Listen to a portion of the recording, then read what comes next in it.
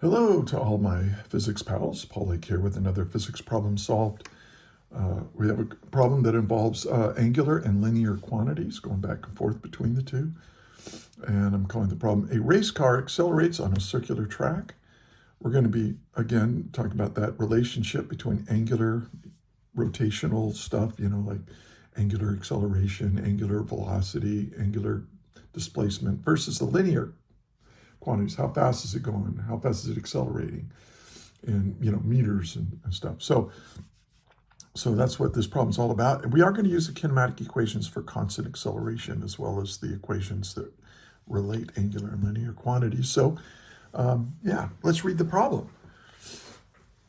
So we have a race car is at rest on the starting line of a circular track, a racetrack of radius 100 meters.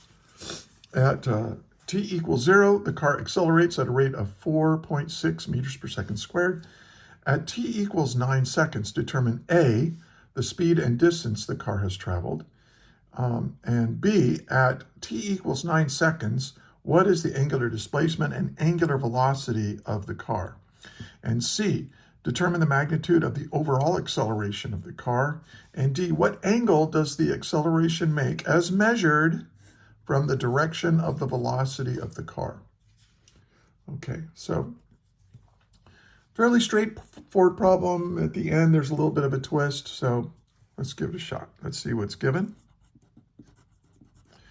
And as usual, I suggest you pause the video right now and try to solve this problem yourself, and then unpause it, compare your work with mine. Don't skip around too much because I teach a lot of these concepts as I explain how to do this problem. That's one reason the videos are long. So let's get started.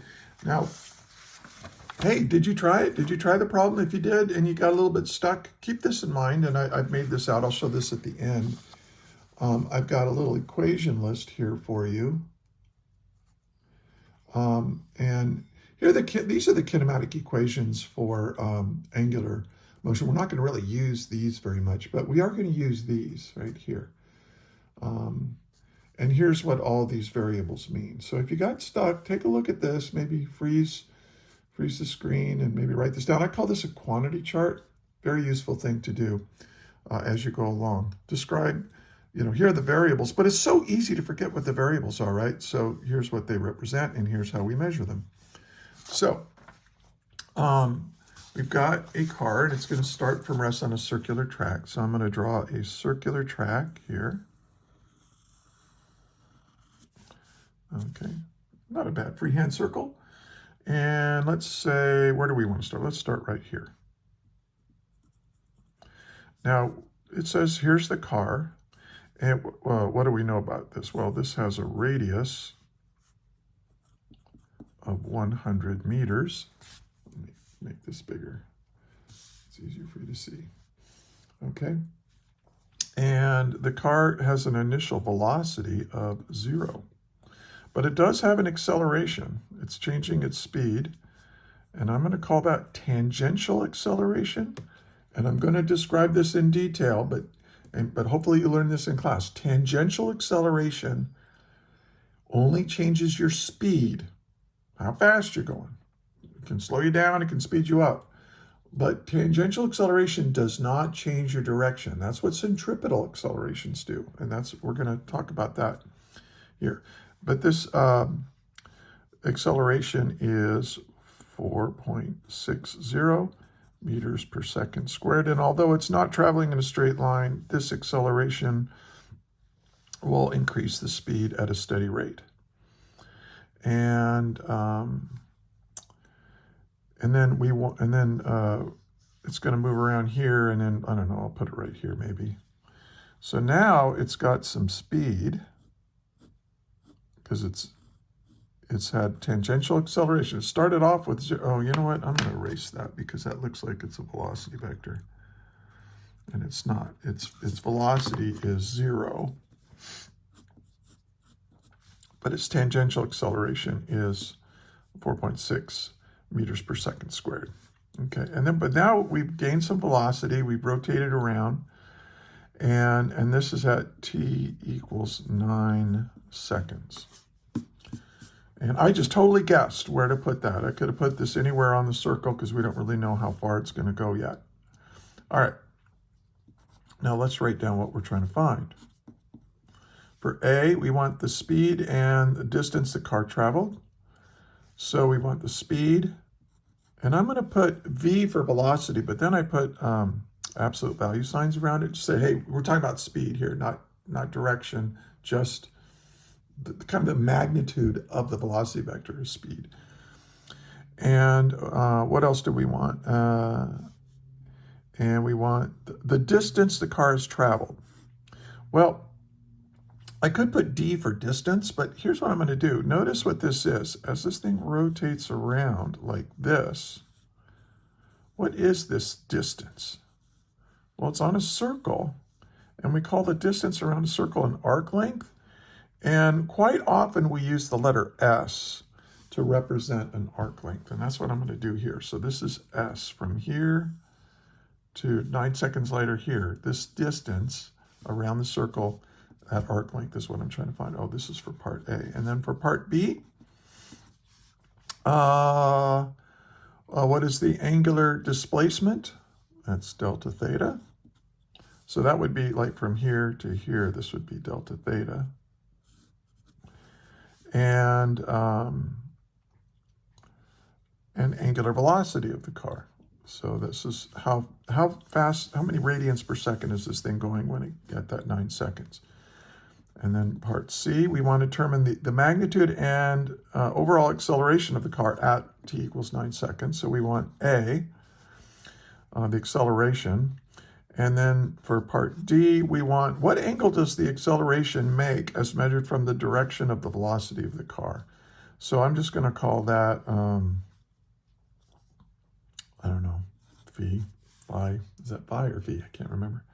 I'll just call it that. Of A from the velocity vector. So here's the velocity vector right there. So what we want to know is, because here's what we have. We have a tangential acceleration, but we also, it's moving in a circle. So we also have a centripetal acceleration, and we have to add those together. And when we do, it's going to form some kind of angle right there. So that's what V is, okay? So, and now I've taken a long time, haven't I? Just setting up the problem, drawing a picture of it, figuring out what it is we're given, what it is we're trying to find in terms of variables. And that's really important. If you want to solve physics problems efficiently, spend a significant amount of time setting up the problem, because then solving the problem becomes much easier. Okay, so let's do part A. Now part A is pretty straightforward because we want to know, okay, how fast is it going at 9 seconds if it's changing its speed at 4.6 meters per second every second? So we're just going to use the kinematic equations for that. I want to know the final speed is equal to the initial speed plus the tangential acceleration times time. And so, well, this was 0, wasn't it? And so this is going to be A, which is that 4.60 meters per second squared, times t, which is 9 seconds. And when you do the arithmetic, well, let me check my work here. It doesn't take long. So that's 4.6 times 9. And you get 41.4. And notice that seconds cancels with the second squared, leaving meters per second. And this is the speed, right? Because this is a tangential acceleration. Tangential accelerations only change speed.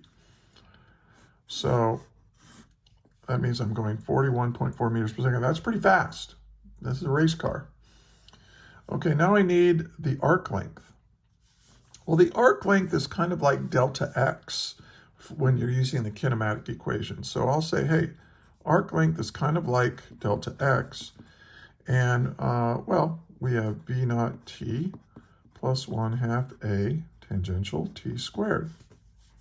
Okay, so I'm going to use that. Hopefully you're familiar with those. And, well, this was 0, so that's nice. So this is just going to be 1/2 4.60 meters per second squared times 9 seconds squared. Second squared cancels second squared, leaving just meters, so we're good. So the arc length that we traveled, the distance it went around this circle is, well, let's see, 0.5 times 4.6 times 81, right? And I get 1,800, I'm sorry, 186. 0.3 meters. I'll just round that off to 186 meters. Okay. So that means from here over to here, you're going to go 186 meters of distance. Cool. Okay.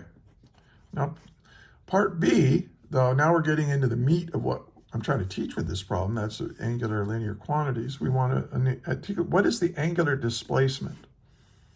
So we want delta theta. And delta theta, well, it's related to this arc length. And we can call this delta S if you want. The change in, this is, doesn't really matter. That's just equal to R times, well, okay. What is an angle in radians, right? It's the arc length, S, divided by the radius, R.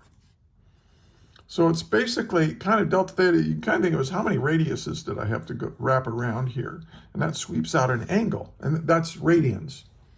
Okay, that's what a radian is. So the arc length is 186.3 meters. I always carry extra digits and then I round off my answers to the correct significant figures. That's how I do it, anyway. And then we have 100 meters down here. So delta theta, well, that should be pretty easy, 1.86, right?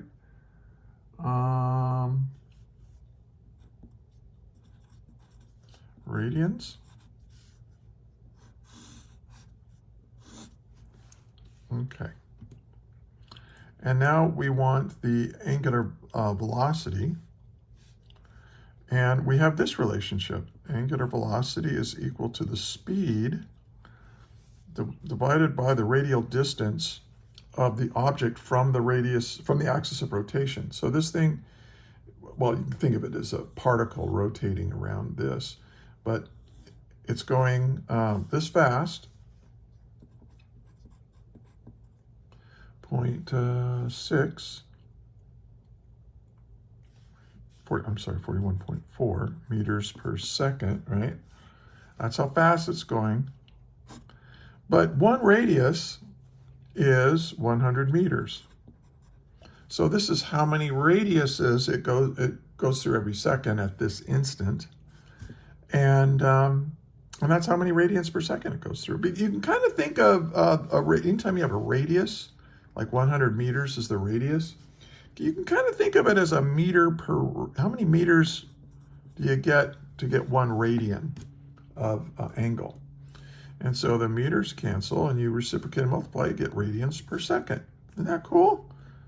So the angular velocity is equal to 0.414 radians per second at t equals 9 seconds. Okay. So these are really important equations right here. This is kind of how we relate. Here's the angular quantities and here's the linear quantity. We call them linear, even though it's moving in a circle, it's not really linear, but it's a path, it's a line. It's a curved line, and that's why I call them linear quantities. Okay. Now let's do part C. I think I can squeeze it down here in the bottom. So let's do part C. Now here's the thing, when it gets here, it still has this tangential acceleration that that 4.6 meters per second squared. We're still increasing our speed at that instant, but we're also moving in a circle. So what we need is a centripetal acceleration. And sometimes it's called a radial acceleration. So A sub r and A sub c, they kind of mean the same thing. And but we know what those are equal to. So now we know what the tangential acceleration, that's given to be 4.60 meters per second squared. But what is the radial acceleration? And I'll go ahead and use radial, but it is a centripetal acceleration. The radial acceleration is the speed squared divided by the radius. And you learned that. Hopefully you've learned that already. You know, what is the centripetal acceleration? It's the acceleration that changes the direction of your velocity vector. Centripetal accelerations, or radial accelerations, do not change your speed. They change the direction that you're moving in. Okay? You got to be, that's a big deal. That's really important. Okay. And so let's get what that is. Well, what is the speed? We got that as being 41.4 meters per second. That's how fast we're going when we're right here. We're going to square that and divide it by our radius. Let's see, 41.4 squared equals, and then divide that by 100. And I get 17.1.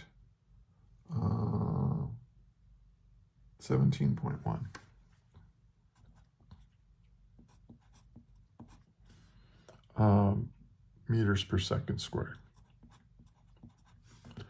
Okay, now here's the deal, and I think I'll move up here. If you have an acceleration, a tangential and a radial, let me draw it kind of a, well, I'll redraw this because it's already. So here's my object right here. And it's got a velocity that's tangential to the circle, and we're changing that velocity's speed with the tangential acceleration. Now, this is, by the way, why we call it a tangential acceleration, because since the velocity vector is always tangential to the path that you're on, right? Your velocity vector is always pointed in a direction that's tangent to your path. And this acceleration is changing the magnitude of that. So therefore, this acceleration must be tangential to the path. So we call it tangential acceleration. And this is always pointed along the radius. This is our centripetal acceleration or radial acceleration. And so they're always going to be perpendicular to each other, right? Because the radius is always perpendicular to the radius of curvature of any curved path is perpendicular to your path. And so there you go. So we can now figure out, we can say, hey, the overall acceleration, well, if you add them together, they make a right triangle, right? If I'm going to put the a sub r right there, so a sub t plus a sub r, well, this is what I'm looking for, this overall acceleration. So, so what did we say the radial acceleration was? It was, or the tangential acceleration was 4.60 meters per second squared. We're going to square that. Oh, let me go ahead and write the equation. I should have done that. This is the tangential acceleration squared plus the radial acceleration squared. That's just Pythagorean theorem. Pythagorean theorem for the acceleration vectors here. And then this radial acceleration, we got 17.1. So square them, sum them, take the square root of the sum. And I'm just going to, this video is getting too long, so I'm just going to, I got 17.7. Whoops. 17.7, sorry about that, meters per second squared. And that's my answer. That's my overall acceleration. That's the magnitude of the overall acceleration. So that's my answer for part C. Hey, if this is helpful to you, do me a favor, please. Like the video, that really helps. Subscribe to the channel if you're a student.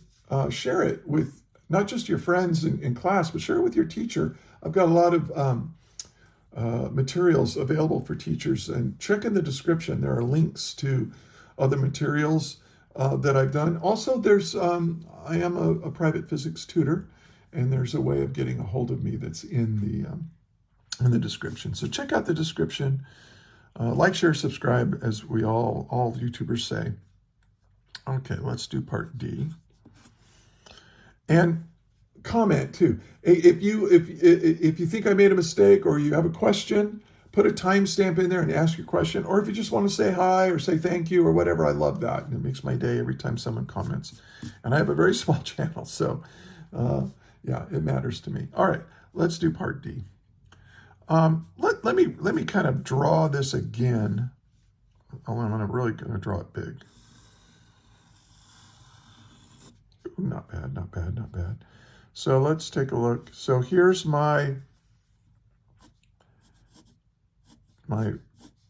direction of my velocity, right? It's tangent to the circle. Here's the radial direction. And so here I've got a tangential acceleration. And this is the 4.60 meters per second squared. But then we have a a radial acceleration of 17.1. Much bigger. So this is my radial acceleration. This is my tangential acceleration, 17.1. So I'm going to pick this up and put it up here. There's my radial acceleration. And so here's my overall acceleration, right? This is the resultant acceleration. Now, let's read the problem very carefully. What are we trying to find for part D? What angle does the acceleration, the overall acceleration, make as measured from the direction of the velocity of the car? So here's the velocity vector. And so what I'm looking for, and here's my acceleration. So this is my velocity vector. This is my acceleration vector. So I'm looking for this angle right here. And that's what I called phi, or phi or phi, I can't remember. All right. So this is really important because here's my right triangle and I'm trying to find this angle. So I know this is the adjacent leg and this is the opposite leg. And we know that the angle is equal to the inverse tangent now of the opposite over the adjacent. So the opposite is my radial acceleration, and my adjacent is the tangential acceleration. So now we're ready for numbers. The tangential, the radial acceleration was 17.1, and the tangential acceleration was given to be 4.6. Units cancel, which always has to happen when you use inverse tangent to find the angle. And then I get my calculator out. Make sure your calculator is in degrees, okay? Unless you want to express the answer in radians, but most people don't for angles like this. So the angle is, well, let's see, second function tangent. And then I go 17.1 divided by 4.6 equals, and I get 74.9 degrees. Yeah. And so that's 74.9 degrees inwards like this. So there's my answer. And if you're taking like the AP test or some, or an exam in class or whatever, and it's a free response question, make sure when you do this, you draw a picture of it and you identify where that angle is in your picture. So even if you don't really interpret the problem the way the teacher wanted you to interpret it, they can tell what you did based on your picture, which angle, because you don't want to use this angle right here. You might think it's this angle. No, this angle is going to be 90 degrees minus 74.9. So, you know, depending on what they're asking for. All right. Well, hey, if you made it this far, again, thank you. Please, again, like, share, and subscribe and all that kind of stuff. And I want to thank you for watching. And I also want to thank you for studying physics. Physics is hard. And we need smart, hardworking people like you to learn this stuff so that we can continue on this great scientific and technological civilization. If there weren't people like you learning things like this, we'd still be living in caves. So, and I don't want to live in a cave. I like my house. I like all this stuff that we have. So let's keep it going. And it's also very satisfying just to understand how the universe works.